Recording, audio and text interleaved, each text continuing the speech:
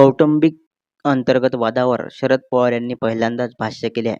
महाराष्ट्राच्या राजकारणातील चाणक्य म्हणून ओळखल्या जाणाऱ्या शरद पवार यांनी आपल्या वक्तव्यांनी पुन्हा एकदा राजकीय घडामोडींना हवा दिली आहे.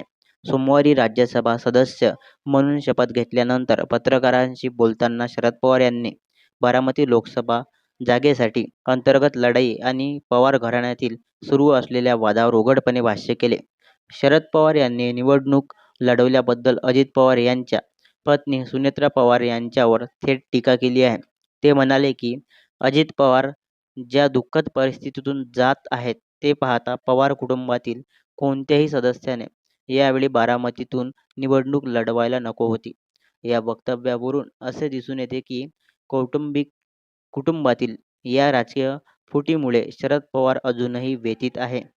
सुनेत्रा पवार यांच्याबद्दल विचारले असता त्यांनी स्पष्ट केले, पवार कुटुंबात अशी परंपरा आहे की कुटुंबातील सर्वात ज्येष्ठ सदस्य प्रमुखाची भूमिका बजावतो. त्या अर्थाने मी प्रमुख आहे. सुनेत्रा पवार माझ्याकडे आशीर्वादासाठी आल्या होत्या आणि मी त्यांना आशीर्वाद दिला.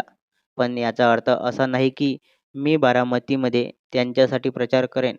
त्यांनी पुढे असेही सांगितले की सुनेत्रा पवार यांचा बिनविरोध विजय सुनिश्चित करण्यासाठी त्यांनी कोणताही प्रयत्न केला नाही.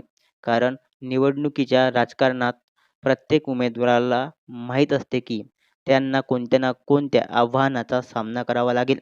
सुनेत्रा पवार यांच्या विजयाच्या शक्यतावर टीका करताना शरद पवार यांनी स्पष्टपणे म्हणाले की मी काही ज्योतिषी नाही की कोण जिंकेल हे सांगू शकेन. त्यांनी असेही सूचित केले की राज्यसभा सदस्य म्हणून दिल्लीत असूनही ते महाराष्ट्राच्या राजकारणावर नियंत्रण ठेवत दिल्लीतूनच राजनीतिक बाण चालवत राहतील.